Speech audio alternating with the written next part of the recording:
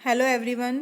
इस वीडियो में हम 12th class biology third chapter human reproduction को आगे कंटिन्यू करेंगे। इस वीडियो में हम पार्चुरेशन एंड लैक्टेशन के बारे में पढ़ेंगे। तो ये वीडियो हमारी इस चैप्टर की लास्ट वीडियो होगी। जैसे कि हमने पिछली वीडियो में एम्ब्रियो की डेवलपमेंट की थी और जो ये डायग्राम आपको दिखाई दे रहा है human foetus within uterus, तो थोड़ा सा इसे हम एक्सप्लेन कर लेते हैं। तो देखो क्या है, प्लेसेंटा विलाई दिखाई दे रही है। तो प्लेसेंटा बना कैसे, उसे हम थोड़ा सा डिफाइन करने जा रहे हैं। तो प्लेसेंटा कैसे बना है, जो ट्रोफोब्लास्ट सेल जो ट्रोफोब्लास्ट था उसके ऊपर फिंगर लाइक प्रोजेक्शन अपीयर होता है। तो वो जो फिंगर लाइक प्रोजेक्शन हमें दिखाई दे रहा है, हम उसे क्रोनिक विलाई कहते हैं। अब जो क्रोनिक विलाई है, अब रेड कलर भाई फीटस के बाहर ये जो फिंगर लाइक प्रोजेक्शन है उसके आउटर साइड में ये रेड कलर का जो आपको दिखाई दे रहा है, ये जो रेड कलर का जो दिखाई दे रहा है वो मैटरनल ब्लड है। और वो मैटरनल ब्लड जो है और ब्लड और साथ में यूट्रन टिश्यू, तो जो क्रोनिक विलाई है इन यूट्रन टिश्यू और मैटरनल ब्लड से घिरा हुआ है, सराउंडेड है। तो क्या होता है बाद में, जो यूट्रस की कैविटी और यूट्रन की जो वॉल होती है वो और जो क्रोनिक विलाई है दोनों इंटरडाइजेस्ट हो जाते हैं और इंटरडाइजेस्ट होकर एक स्ट्रक्चरल और फंक्शनल यूनिट बनाते हैं। तो वही स्ट्रक्चरल और फंक्शनल यूनिट क्या है, प्लेसेंटा।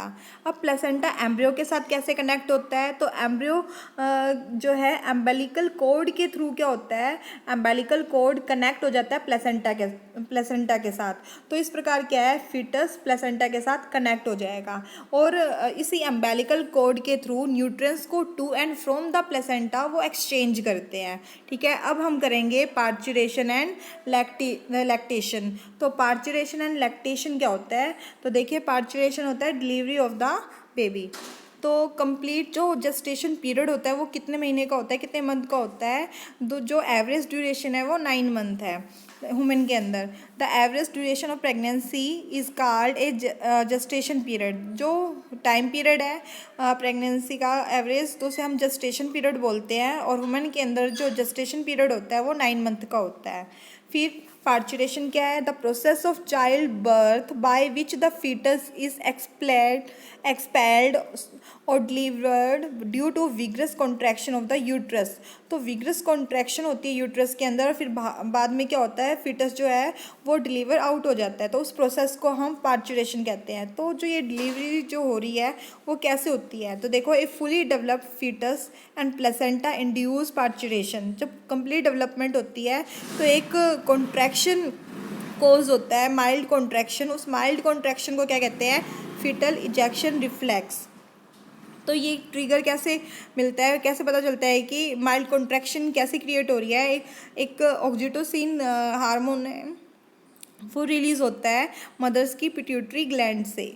तो जिसकी वजह से क्या है, ऑक्सीटोसिन स्टिमुलेट करता है स्ट्रॉन्ग यूट्रिन कॉन्ट्रैक्शन को, यूट्रस को कॉन्ट्रैक्ट करेगा और which stimulate more production of oxytocin. उसकी वजह से क्या होगा, और ज़्यादा ऑक्सीटोसिन जो है वो स्टिमुलेट होगी और प्रोड्यूस होगी।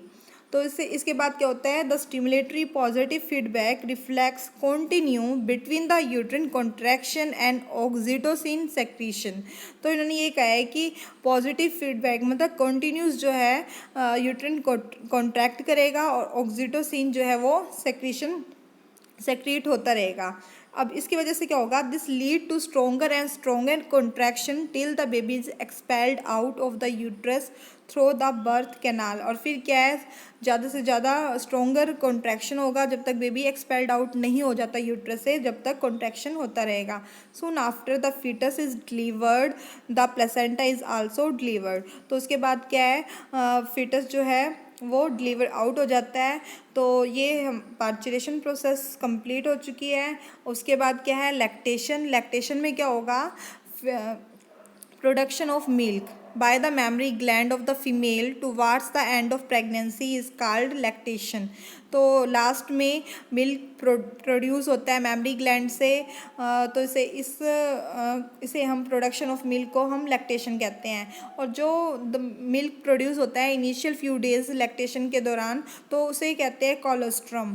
तो इस कोलोस्ट्रम में क्या होता है, एंटीबॉडीज़ होते हैं जो कि न्यू बोर्न बेबी को रेजिस्टेंस और इम्यूनिटी प्रोवाइड करते हैं। तो ये जो मिल्क प्रोड्यूस हो रहा है during the initial few days of lactation, उसे हम क्या बोलेंगे, कोलोस्ट्रम। बहुत ही इंपॉर्टेंट है न्यू बोर्न बेबी के लिए। अब ये चैप्टर जो है हमारा कंप्लीट हो चुका है। तो आई होप आप समझ गए होंगे। Thank you.